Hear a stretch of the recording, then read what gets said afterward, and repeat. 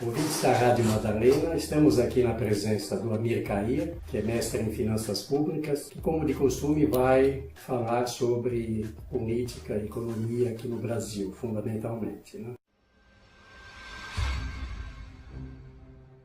Amir, esclareça o que é a política neoliberal, porque neoliberal é um termo que no Brasil, dos 200 milhões de habitantes, talvez 10 milhões saibam exatamente o que significa neoliberal. Explica isso aí. Basicamente, em termos bem simples, a política neoliberal é uma política que procura atribuir à iniciativa privada a condução plena da economia e reduzindo, portanto, o papel do Estado, seja como provedor de serviços públicos, seja como investidor e seja como intervenção na atividade econômica. A política neoliberal se caracteriza por, em termos simples, tudo para as empresas, menos para os estados, e que a população tenha recursos para poder adquirir aquilo que ela precisa para o seu sustento. Ou seja, você tem nos Estados Unidos, por exemplo, um modelo típico neoliberal, onde a população compra as coisas porque tem um nível bom de emprego, um país que se cresceu muito devido a todo o passado dele e que se constituiu, portanto, num exemplo marcante de política bem-sucedida no plano econômico. Mas o que a gente vê hoje é que o modelo americano começa a fazer água. Tanto é que de uma posição eminentemente pró-globalização, foi puxada pelas empresas multinacionais americanas de reduzir os impostos a nível internacional para privilegiar o comércio mundial. Hoje, os Estados Unidos está indo na direção totalmente oposta, principalmente com medo da China, onde a China é o grande fenômeno dos últimos 30 anos em termos de crescimento, com uma política radical de desenvolvimento econômico. A China cresce a taxas superiores a 6% e alguns anos atrás, até a nível de 10% ao ano. Por que a China cresce? Porque a China tem uma população 1 bilhão e 300 a 400 bilhões de pessoas que estão incorporadas cada vez mais ao mercado de consumo. Então, é uma posição altamente estratégica. E na medida em que ela privilegiou a tecnologia, ela está muito na frente dos Estados Unidos hoje em matéria de desenvolvimento tecnológico, ela está incorporando essas pessoas e está obtendo sucesso na competição internacional. Já os Estados Unidos têm medo dessa competição e estão botando barreiras e tentando segurar de toda forma isso.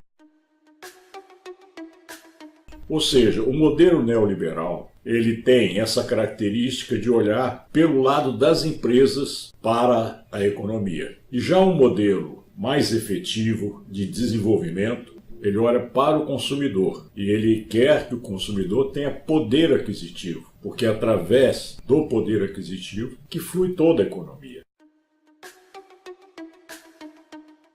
Neste caso, o Estado deve ser fortalecido, porque o Estado é que defende os interesses do cidadão e não a empresa, conforme você fala. Na realidade, Wanderlei, esse Estado, no Brasil, é um Estado completamente afastado da sociedade, que privilegia o capital, principalmente o poder econômico, e os políticos que se ligam com o capital. Você não tem um Congresso representativo dos interesses da população. Normalmente o Congresso defende muito mais um ideário próprio de um clube de amigos, onde os políticos defendem fundamentalmente os seus interesses.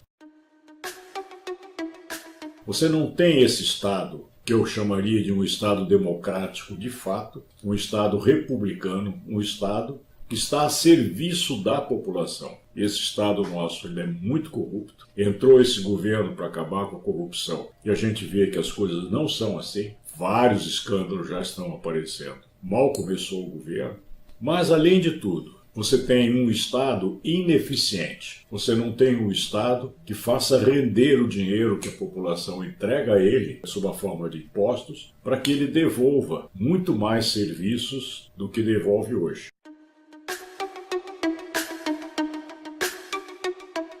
Então, nós temos que tomar cuidado, porque nós estamos, às vezes, entre a cruz e a espada. Nós não temos uma política fortemente focada no cidadão, que é o que realmente interessa, e nós temos um Estado que deveria agir nessa forma de melhorar a situação da população, redistribuindo melhor os recursos. Esse Estado usa a maior parte desses recursos para pagar juros. 80% do déficit público no Brasil são juros, coisa que a gente não vai ouvir, não vai ver na mídia, seja nas TVs, nas rádios, nos jornais principais, nas revistas importantes. Só se fala no tal do déficit primário da ordem de 100 bilhões de reais. Mas esquecem de falar que o Brasil torra todo ano 400 bilhões de reais para o usufruto dos grandes bancos, que são os principais credores do Brasil.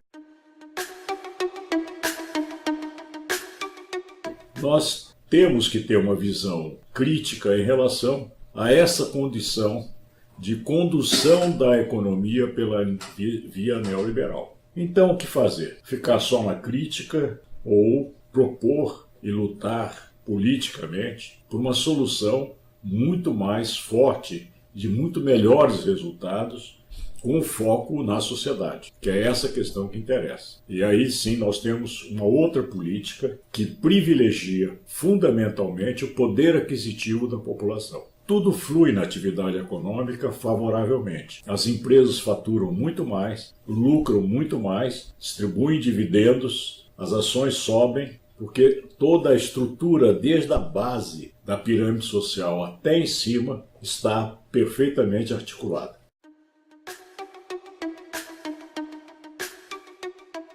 Então, você fala na questão da população ter mais dinheiro no bolso para consumir. Isso, como resultado, crescimento econômico. Mas, pois bem, neste momento, a questão de 1 mês, 2 meses atrás, o salário mínimo, que já era baixo, além de ele ficar estagnado, ele foi rebaixado. Isso é de conhecimento público. O que você tem hoje é uma política de demonizar o salário mínimo, com o argumento que isso causa déficit da Previdência Social. Porque você tem mais da metade dos aposentados e pensionistas que ganham até um salário mínimo. Então você tem uma avaliação dos experts, vamos chamar assim, os analistas, entre aspas, de que o salário mínimo é um atentado contra a própria economia. E aí eles querem fazer formas de jogar o salário mínimo para baixo. E no caso da Previdência Social, desvincular o piso da Previdência, que é um salário mínimo, do próprio salário mínimo. Ou seja, essa política de você castigar, vamos chamar assim, o consumidor é um tiro no pé. Então você pensa que as empresas vão investir, porque chegou um novo governo que quer trabalhar em prol das empresas, mas esse novo governo, ele pune o consumidor com as várias políticas que ele vem adotando. Em vez de você controlar as despesas pelo lado de cortar juros, que é 80% do déficit público, você corta despesas com a Previdência Social e com as áreas nobres da atuação social, que é educação, saúde, segurança pública e assistência social, que são os objetivos que esse Paulo Guedes chama de querer atingir caso não faça a reforma da Previdência. O plano B deles é atuar aí para reduzir fortemente isso, tirando aquelas proteções que a Constituição dá, principalmente a educação e a saúde. Mais uma vez, Amir, agradecemos a sua participação aqui na Rádio Madalena, nessas questões tão importantes para a sociedade brasileira.